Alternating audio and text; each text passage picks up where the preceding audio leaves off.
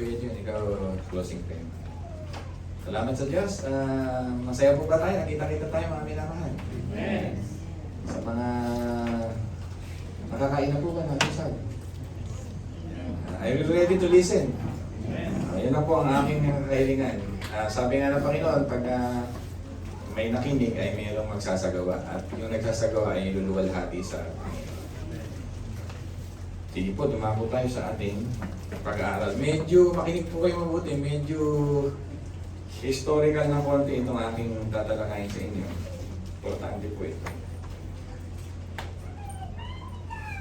Sabi nga sa Genesis chapter 3 verse 8, naglalakad sa hardin ng ating Panginoon. Tapos sabi ng tao, magtatago ako. Yan. Nagtago siya kasi yung mga time ng Genesis 3, nagkasala na sila, kumain sila ng pinagbabawal na fruit of knowledge good and evil na prutas. Alam mo na kwento nun, di ba? Dito makikita natin bakit naglalakad ng ating Panginoon sa hardin. Meron siya talagang, in the very beginning of the history, meron siyang deep desire about fellowship. Bakit siya naglalakad? Meron naman siyang kaharian. Siyempre, hinahanap niya yung kanyang mga creation. At yung kanyang creation, si Adan at si Eva, hinahanap niya. Sa totoo lang, ang ating Panginoon Diyos ay self-sufficient. Hindi niya kailangan ng mga anghel. Yun ibig sabihin ng self-sufficient. Hindi niya kailangan ng mundo o ng beauty ng universe para likhain. The Trinitarian God is self-sufficient to enjoy each other from eternity to eternity. Pero bakit niya tayo nilalang? Kapatid, bakit niya tayo nilikha ng Diyos? Yung pa lamang, pwede ka na magbulay-bulay na mapalad ka sapagkat gusto ka niyang makasama ng Panginoon. The joy, the sufficiency of love, yung larawan po na tinatawag na ultimate na ibig sabihin ng pag-ibig, kaligayahan, kasapatan, na nararanasan ng Trinitarian God, ay gustong iparanas niya sa mga tao. Kaya nilalang niya. Kaya tayo mga nilalang niya, wala talaga tayong katwiran na magtanong talaga sa Diyos na bakit ganito nangyayari sa daigdig na ito. Nilalang lang po talaga niya tayo. Sa simula pa lang, makikita na natin na ang Diyos ay may deep desire to have fellowship with us. Ewan po ba doon? Kaya tayo may worship, nagkakasama tayo together, nagpupunta kayo sa simbahan, yung pagiging nilalang ng Diyos na talaga. Kaya nga patok na patok yung social media yung Facebook kasi social being tayo. We are longing for someone who will really see us para makita kung sino tayo. Nilalang tayo ng Diyos na ganyan. Pero nasa Diyos na lahat yun. He can provide. Dito, ang ating passage is about the temple of God. Alam niyo po, sa templo ng Diyos, sa pasimula pa lang ng Panginoon dito sa hardin, ulitin ko, may review ako ng konti yung mga past few Sunday. Ito yung replica ng tabernacle, ulitin ko. Yung pinagawa ng Diyos sa tao na gusto niya makipag-meet. Kaya nga sa Exodus chapter 33, meron tinatawag ng tent of meeting. Sa Tagalog, ano yung tent of meeting? Tabernakulo ng pakikipagtipan ng Diyos. Gusto niya makipag-meet.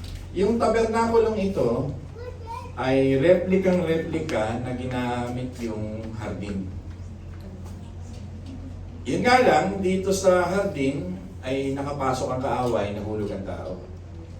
The first temple, isi-shortcut ko na kasi ito kasi mahabang mga kwentuhan. The first temple na ginawa ni Solomon at ni David, nawasak yan. Ano mong history na nawasak nito noong mga 560 to 85 BC? Makinig kayong mabuti. Bakit kaya siya nawasak? Yan ang tanong ko sa inyo.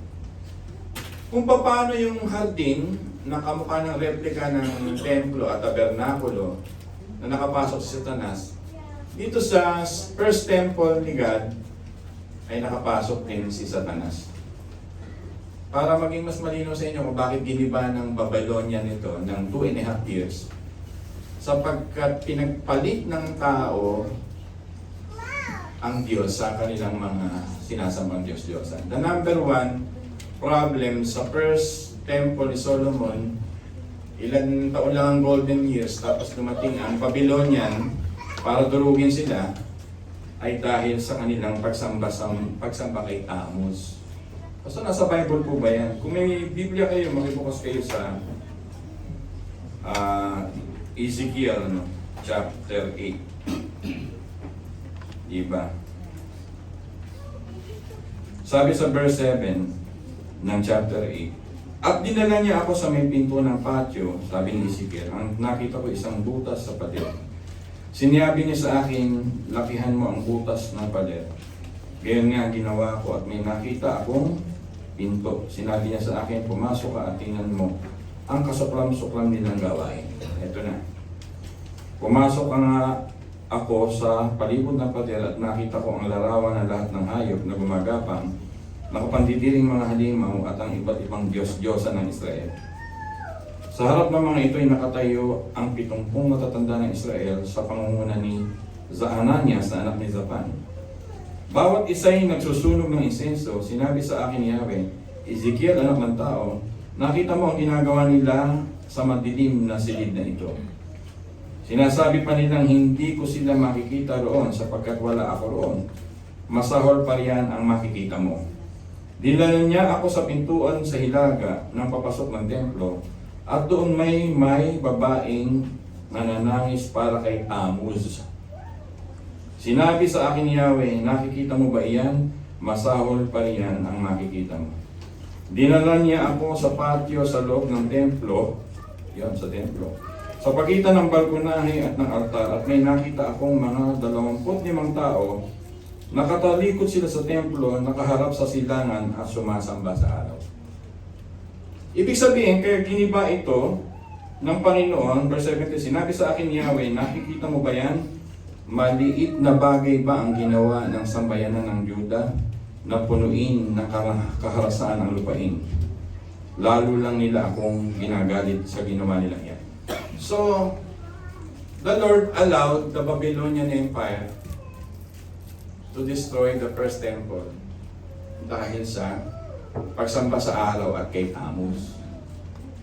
Alam niyo po, sabi nga sa Malakay chapter 2, pag binasa niyo, si Satanas dito ay mahilig manggaya sa Diyos.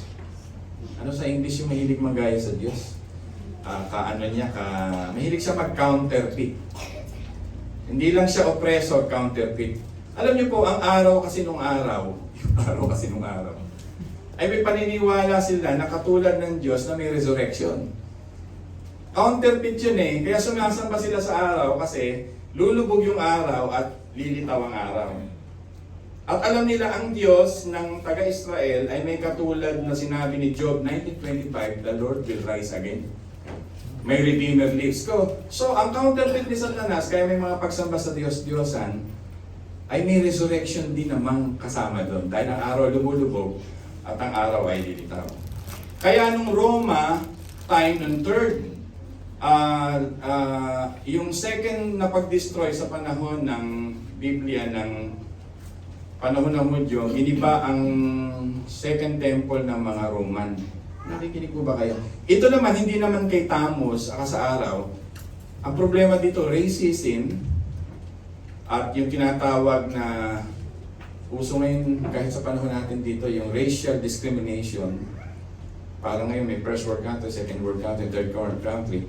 Sa panahon ni Jesus Christ, yumabang dito ng gusto kasi umunlad ng mga Hudyo, tumaas ng gusto yung kanilang puso. Kaya yung mga kalaban ni Jesus Christ, Hudyo rin ang nagpako sa kanya. People, nakikinig po ba kayo? So pinayagan din ng Diyos ang Roman Empire to destroy the second temple na ginawa ni Herod. Si Herod ang nagtayo nito, si Herodias, si Herod. At yung nilakihan pa niya, yung kung kayo mahilig mag-aaral ng patungkol sa Israel, nilakihan pa niya yung bakuran ng templo. Alam niyo ba yung bakod ng dome? Ano ba yung dome ang tawag dito sa Israel? Yung the Dome of the Rock. Yung mga bakod nun, yun yung mga bakod ni Solomon pa. Nagiba. Tapos yung Dome of the Rock yung nasa gitna. Tapos yung West Wall, yun yung kapraso na natira na lang sa Israel. na doon nagwe-wailing, doon umiiyak yung mga tao. Kakapraso na lang yun kasi nakapaikot sa kanila ang Muslim, Orthodox, Christian, Hudyo. At yung Muslim sila may-ari ngayon. At bago dumating ang Panginoon Jesucristo, kailangan maitayo yung third temple. People, makinig kayo mabuti. Medyo ano ba kayo? Baka kayong mawala dito sa ating tinatalakaya. Makinig mabuti. Ito from Eden to heaven to. From Eden to heaven. Na dito kailangan matayo yung third temple para yung pakikipag-meet ni Jesus Christ o ng God sa tao to have deeper fellowship ay may simbolo ng templo at si Kristo nga ay naging templo. Sana hindi kayo mawala kasi sabi ni Jesus Christ, gibain niyo ang templong ito sa loob ng 3 araw ay itatayo ko. Alam nyo, ang Diyos nakipag-meet ulit ng second eh. Iniwan na sila ng Panginoon, kaya pag binasa yung Exodus chapter 33, yung tent nasa labas eh. Pastor, para clear nga, para may konti kaming history, makibukas kayo sa Exodus chapter 33. Verse 7, di ba? Nakaugalian na ni Moses na itayo ang tabernakulo sa isang lugar na malayo sa kampo. Alam niyo bakit malayo sa kampo yung templo? Kasi nga nahihiya sila eh. Gumawa sila ng kasalanan sa Diyos dito eh. Ito na yun eh. Yung gumawa sila rito ng mga tinatawag na tinutunaw ng mga, ano nga ba tawag dito, yung mga hayop na sinampan ng mga taga-Israel. To make the story short, tapos na yung kwentong yun, pero hindi nawawala sa puso ni Moses na ang Diyos kasama natin. Pero ang bilin ng Diyos sa kanila, yung templo, yung tabernakulo medyo malayo. Di ba? Nakakaugalan ni Moses na itayo ang tabernakulo sa isang lugar na malayo-layo sa kampo. Tinatawag yung tortang tipanan ng Diyos, tent of meeting. At ang mga tao doon, pumupunta ang sino mang nais sumangguni kay Yahweh. Pinpapasok doon si Moses, ang mga Israelita ay tumatayo sa pintuan sa kanilang torda at tinitingnan siya hanggang siya ay makapasok malayo. Tinitingnan nila si Moses, ando sila sa malayo ng mga tent, wala sa gitna, yung tent, nasa malayo. Tinitingnan nila si Moses, nahihiya sila sa Diyos. Kasi si Moses lang ang minimit ng Diyos eh. Ito yung mga kwentong ito. Kapag nasa loob na, si Moses ay bumababa naman sa may pinto ng tordang tipanan ang haliging ulap at mula roon ay nakikipag-usap sa kanya si Yahweh. Kapag nakita ng mga Israelita na nasa pintuan ng torda ang haliging ulap, ay pumupunta naman sila sa pintuan sa kanilang tolda at doon yumuyuko at sumasamba. Ang pakikipag-usap ni Yahweh kay Moses ay harap-harapan tulad ng pakikipag-usap sa kaibigan. Pagkatapos si Moses ay bumabalik sa kampo, ngunit naiiwan sa tolda si Joshua, lingkod niya. Nagkasala ang tao. Katulad din ng mga Israelitang na malayo kay Yahweh. Katulad din ni Adan at ni Eva na malayo kay Yahweh. Pinalaya sila sa atin eh. Kaya nga si Cain at si Abel, review ng konti, pag naghahain yan, humaharap yan dun sa east, dun sa may garden, nasa gate lang. Eh ngayon, hindi na natin makikita yun, makikita na lang natin yun sa Revelation time, pagdating ng Panginoon. Saka na lang i-reveal yung the new heaven and new earth and that paradise. So, naging senaryo yan ng bayang Israel. Israel is very hot in the world. Pag-usapan natin yung salitang yan. Laging pinag-uusapan ng Israel. Makinig kayo mabuti. Hanggang ngayon, mainit ang usapan. Mainit ang usapan sa Israel. Pero sa loob ng Israel, ano yung mas mainit na usapan sa loob ng Israel? Anong bayan yung mainit sa loob ng Israel na pinag-uusapan? Anong bayan ito? Yung Jerusalem. Yung bayan ng Jerusalem, mainit na pinag-uusapan. Yan ang gustong sakupin ng lahat ng Palestine, ng Lebanese, ng blah blah blah, kung ang lahat ng mga Middle East. How many years na nagigera? Sa loob ng tinatawag na Jerusalem, ano yung mainit doon sa loob ng Jerusalem sa pinag-uusapan? Ano yung pinakamainit doon sa loob ng Jerusalem? Israel, Jerusalem. Ano pa yung mainit doon sa loob ng Jerusalem na pinag-uusapan ngayon na? Pinupuntahan ng mga tao at may pilgrimage. Yung templo. Yung Rock of the Dome, yung tinatawag na Wailing Wall ng Kakapraso. Itong West Wailing Wall. Pagka ikaw ay Kristiyano, pag ikaw ay Hudyo. Pero pag Muslim ka, yung Dome of the Rock. Every year, nagkakaroon ng tinatawag na pilgrimage sa mga tao niyan. Eto, Pastor, ang kwento diyan, gusto ko kwento sa inyo. From the Garden of Eden, hanggang sa pagdating ng pagparito ng Panginoon, gusto talaga ng tao na maranasan yung fellowship. At sabi nga sa Exodus chapter 34, ito, sabihin ko sa inyo, sinabi ni Yahweh, verse 10, chapter 34, makikipagsundo akong muli sa bayang Israel. Sa harapan nilang lahat ay gagawa ako ng mga himalang hindi pa nangyayari sa daigdig kailanman. Dahil dito makikita ng mga Israelita kung gaano ako katakila. Pinapakilala na naman ng Diyos yung kanyang deep desire to have fellowship with human being.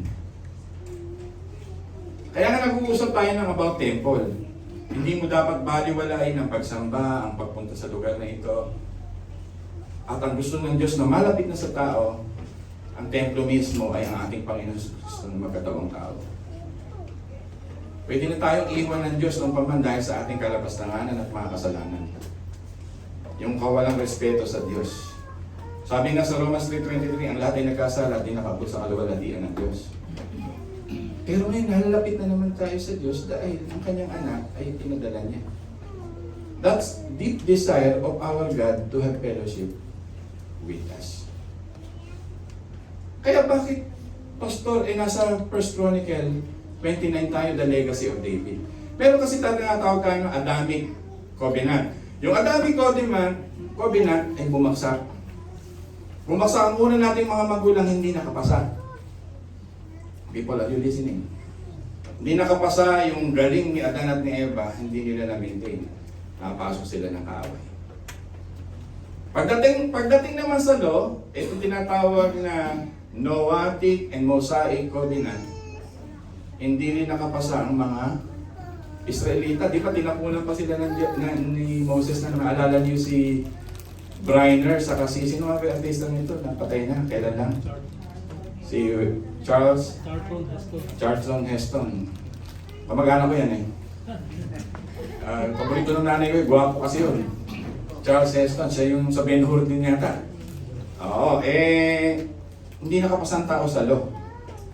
Pero bakit Davidic Covenant? Ito na yung napaka-laking issue na si David, ang magpapagawa ng templo, susundan ng kanyang anak, hanggang sa dynasty ni Jesus Christ. Kaya nga pag nasa New Testament, ang sigaw kay Jesus Christ, makinig kayo mabuti. Dito sa Palaspas, ano sigaw kay Jesus Christ? Sa Palaspas. Son of Adam ba sigaw sa kanya? Pag son of Adam, makasalanan. Tayo yun. Di ba? Makasalanan tayo, son of Adam. Pero kay Kristo, we are son of God. Ang sigaw ba sa kanya? Son of Noah? Anong sigaw kay David? Ay, kay Jesus Christ. Son of? Sa panahon ni David, nag-entrada na ang Diyos ng agreement covenant na pakikipagtipan sa tao na sinasabi ng Diyos, I will never leave my own people. Dahil yung kanyang line ay si Jesus Christ, kaya lahat ng nakay Jesus Christ, mararanasan natin ang pagiging Emmanuel ni Jesus Christ. Kasi tayo minsan, ang turo sa atin, ay doon lang nagsimula ang New Testament sa the book of Matthew. Di ba kala natin, the New Testament, kaya nga Matthew. Ang Testament, nagsimula pa lamang, makikita natin, the line of David. Na ini-introduce na may darating na ang Diyos ay hindi na sila iiwan magpakailanman. Kaya sabi ng Panginoon, I will be your God and you will be my people. Kaya nga si David ay nagdudumadaling pumunta sa templo ng Diyos. Ang ating Panginoon Kristo ay nagagalit pagka binabastos ng templo ng Diyos at ginagawang tindahan. Nagalit ang Panginoon. Kaya makikita niyo isang katuruan, nagpapahalaga sila from Eden to heaven that will happen sa mga simbolikal na pinapakita ng Diyos dito, yung mga templo. Yung fellowship na ito, katulad ng pagtitipon. People, are you listening? Nakukuha niyo ba yung gist ng ating pinag-uusapan sa umagang ito? Ganun po, mapagmahal ang Panginoon. Kaya ang pananampalataya mo, sobrang yaman, that the deep desire of God happened already because of our Lord Jesus Christ. Pero bakit kailangan itayo yung third temple? Yung blueprint, 2025, natapos na naman Hudyo ngayon. Gusto ko po kasi maging aware tayo. Yung 25 Sanhedrin ngayon na kailangan mabuo, ngayon 2025, natapos na yung Sanhedrin. Yung heifer, Pastor, what is heifer? Ito yung babaeng baka na hindi pa nanganganak noon na itinago ng mga Hudyo ngayon, inilantad na nila, kailan lang, ay inimix yung heifer na bagong baka ngayon na susunugin sa Israel na hindi pa nanganganak para simulan yung tinatawag na paggawa ng Third Temple. People, are you listening? Pastor, totoo ba yan? Buksan niyo po ang diwa ng paghahanda. Naghahanap tayo, sabi nga ng Matthew chapter 24, 14 and 15, naghahanap kayo ng mga palatandaan. Pero binibigay na sa inyo ng Diyos ang isang palatandaan ito, panahon ni Jonah. Ito, binibigay sa atin ng Diyos ang mga panahon ito sa mga nagaganap sa Israel ngayon. Ibig sabihin, 2025, this coming April, ay iaala yung heifer na ito. Itong bakang dalaga para simulan na ang paggawa ng Third Temple. Pero gusto kong sabihin sa inyo, katulad ni Satanas na ginulo yung hardin, katulad ni Tamus na ginulo yung first na hardin, katulad ng racial discrimination na ginulo ng politika at sinunog sa panahon ni Herod ng Roma ang Second Temple.